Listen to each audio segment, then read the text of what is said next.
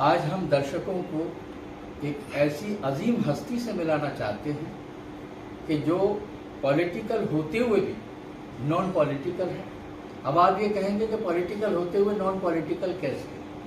बात यह है कि राजनीति के दौर में या राजनीति की दुनिया में आदमी के बहुत से चेहरे होते हैं, लेकिन ये वो शख्सियत है जिनका नाम है विवेक बंसल। आप राजनीति आपका एक शौक है, आपका प्रोफेशन नहीं है, इसलिए आपने राजनीति में बहुत गरीब लोगों को, बहुत से ऐसे लोगों की इतनी मदद की है। और किसी भी पार्टी का आदमी हो, कैसा भी हो, अगर आपके पास गया है तो आपके यहाँ से कभी निराश नहीं हुआ। तो मैं आज दर्शकों को ऐसी हस्ती से मिलाना चाह रहा हूँ। और यही नहीं है कि आप ज़मीन से जुड़े हुए नेता हैं, आपने ज़मीन से जुड़कर ही काम किए हैं। जब कोरोना पीरियड के अंदर बहुत ज़बरदस्त महामारी फैली हुई थी, चारों तरफ लाशें बिखरी पड़ी थी, लोग परेशान थे, उस वक्त कोई भी राजनीतिक आदमी अपने घर से बाहर निकलने की हिम्मत नहीं करता था। उस वक्त बंसल साहब ने डोर टू डोर जाकर हर डोर पर अलग से अपनी तरफ से वो पाइप ले जाकर पूरा धुलवाया और वहाँ पर तमाम दवाएं छिड़कवाई। मतलब अपनी जान की भी परवाह नहीं की और उन्होंने वो सारे काम किए। तो मैं आपको ऐसी शख्सियत से मिला रहा हूँ। तो बंसल साहब, तो मैं चाहता हूँ कि आप दर्शकों को ये बताएं कि आपने जो राजनीति में प्रवेश किया है, क्या सोचकर आप इधर आए और आप क्या चाहते हैं? देखिए साहब, ये महज इत्तेफाक था कि मैं राजनीति में घुसा। मतलब राजनीति में मेरा पदार्पण हुआ, राजनीति के लिबास को मैंने ओढ़ा। क्योंकि मैं 1991 में ANU का एक डेलीगेशन गया था दिल्ली में स्वर्गीय राजीव गांधी से मिलने, क्योंकि घोषणा पत्र में मैं वो ANU के छात्रों का भी इनपुट चाह रहे थे कि उनकी क्या तवक्कात हैं, उनकी क्या अपेक्षाएँ हैं। तो मैं जबकि यूनिवर्सिटी का छात्र नहीं था, लेकिन यूनिवर्सिटी में आमद रहती थी, तो मैं जैसा इत्तेफाक हुआ कि मैं भी उनके साथ चला गया। और वहाँ स्वर्गीय राजीव जी की शख्सियत, उनकी जो पर्सनैलिटी, व्यक्तित्व था, उनका चेहरा मोहरा था, उससे इतना मुतासिर और प्रभावित हुआ कि मुझे लगा कि मुझे इस व्यक्ति की मदद करनी चाहिए जिस भी स्तर पर मैं कर सकूं। और उसके लिए अनिवार्य होगा कि मैं राजनीति में पदार्पण करूँ, राजनीति में जाऊँ। तो ये एक कहानी है मेरी राजनीति में आने की। तो मैं समझता हूँ लंबा सफ़र वो आज तक चल रहा है। तो जिस वक्त आप वहाँ गए थे तो हो सकता है कि आपकी उस दौर में उनसे मुलाकात हो। मनीशंकर अय्यर साहब उस टाइम राजीव गांधी के साथ थे और उससे पहले वो कॉन्सुलेट जनरल ऑफ इंडिया थे पाकिस्तान।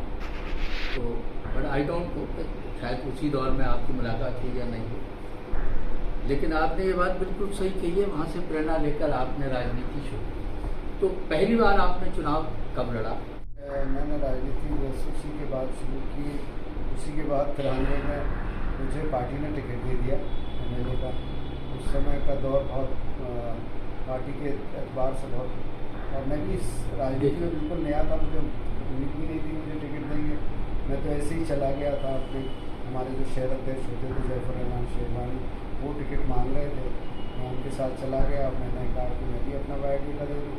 ऐसे ही शौक में दे दिया था, पता नहीं क्या कैलकुलेशन से उन लोगों ने मुझे टिकट दिया। तो पहला चुनाव वो था, उसके बाद 2002 का चुनाव लड़ा। तो ये वैसे आदमी की प्रतिभा और उसका व्यक्तित्व अपने आप नज़र आता है। और ऊंचाइयों पर जो लोग बैठे हैं, इतने तजुर्बेकार तो हैं कि उनको किसको क्या करना चाहिए, इसी श्रृंखला में उन्होंने आपको टिकट दिया। अच्छा, ये जो कोरोना पीरियड था, इसमें जो आपने इतने सारे काम किए, इसके बारे में थोड़ा बताएं, या कोई ऐसी चीज़ जो आपको बहुत ही हो रही हो? देखिए, वो एक खौफनाक दौर था। उस खौफनाक मंजर को याद करके रोंगटे खड़े हो जाते हैं। हर कोई, हर इंसान, हर कोई परिवार, न सिर्फ अलीगढ़ का, न सिर्फ इस मुल्क का, पूरी दुनिया में दहशत लगी हुई थी। और क्योंकि मुझे इस बीमारी का कोई समझ नहीं आ रहा था, कोई इसका तोड़ नहीं नज़र आ रहा था, क्या है क्या नहीं है। हर कोई डरा हुआ था, सहमा हुआ था। तो ऐसे में कुछ लोगों ने साहस दिखाया, निकले सैनिटाइजेशन और ये सब चीज़ें पता चली कि सैनिटाइजेशन करेंगे तो उससे ये जो है इसका जो संक्रमण है इसका कम होता है। तो उसको मद्देनज़र लेते हुए हम पहले दिन निकले सैनिटाइजेशन के लिए निकले। हमें सैनिटाइज़र मिलेगा, उसका पाउडर का हमें उपलब्धि कहाँ से होगी, ये सारी चीज़ें आपने अपने बेस पे मैंने अपने बेस पे की। और जो जो वो हमारा अभियान तेज़ होता रहा, व्यापक होता रहा और लोगों ने भी हमारी मदद की। मैंने खुद कहा भी लोगों से और लोगों ने मदद की। और ये कहते हुए मुझे बड़ी संतुष्टि होती है कि मैंने बहुत निर्भीकता के साथ, इसके बावजूद कि शुरू में बहुत डर लग रहा था, मेरी पत्नी ने भी मुझसे कहा कि मेरी माँ उस समय वो स्वर्गीय मेरी माँ उस समय जिंदा थी। तो कभी कभी मेरी पत्नी कहती थी कि उनको कहीं ना कहीं उसका संक्रमण ना हो जाए, और वो अंदेशा रहता था।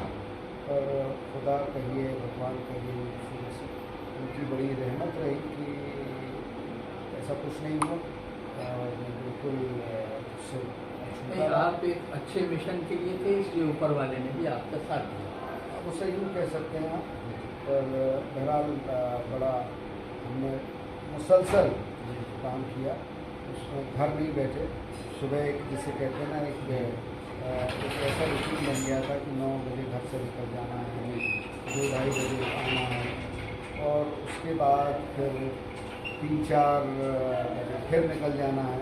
तो वो दौर था और काम किया, बड़ी मुतमईन बख्श किया, संतुष्टि रही कि हमने भी कहीं ना कहीं। देखिए, वो सारे आपके बहुत अच्छे काम थे।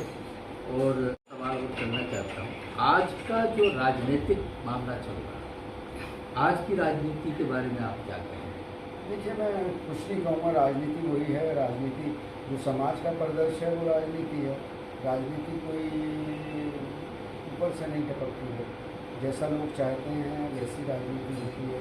नहीं, जैसे कि देखिए, पहले राजनीति का एक मेन रूप ये था, जो चाणक्य नीति थी वहीं से राजनीति का जन्म हुआ।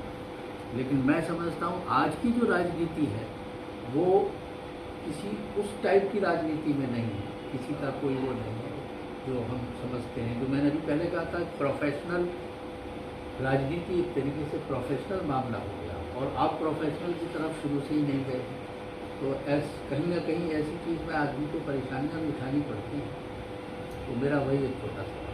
देखिए, परेशानियाँ दुश्वारियाँ हर उसमें, जब आप ख़ासतौर से आप ईमानदारी से किसी चीज़ में लगते हैं तो मिशन बहुत दिक्कत शुदा हो जाता है। क्योंकि आज का वो दौर है कि केन किसी भी तरीके से अपने मकसद में कामयाब हो, और जब आप सीधे रास्ते चलते हैं तो दिक्कतें आती हैं।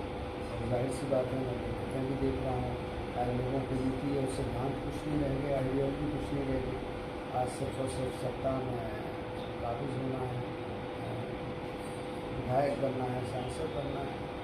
और अब तो सोच के लगता है क्योंकि अवाम भी कोई ऐसा नहीं होता है कि कोई बहुत ज़्यादा सच्चा ईमानदार हो तो अवाम उसके पीछे खड़ी हो। तो ये सब चीज़ें आप अपने को सुकून देने के, लेकिन ये आपकी बात बिल्कुल मुनासिब है। आवाम की भी सोच बदली हुई है, वो भी उस चीज़ को भूल जाते हैं कि कौन आदमी हमारे लिए कब क्या कर रहा है। तो देखिए दर्शकों, आपके सामने अभी विवेक बंसल साहब थे, जिन्होंने कुछ अपनी ज़िंदगी के खट्टे मीठे ऐसे हालात को बयान किया। लेकिन कुल मिलाकर हम ये सब कह सकते हैं कि आज अलीगढ़ की सरजमी ही नहीं, बल्कि बहुत सारी जगहों पर ऐसा ज़मीन से जुड़ा हुआ लीडर शायद ही कोई होगा। तो इसी के साथ मैं आपको फिर दोबारा से ये कहना चाहता हूँ कि हम लोगों के ऐसे लीडर की तरफ एक बार ज़रूर देखना चाहिए, सोचना चाहिए, जो हर तरीके से हम लोगों के साथ हैं।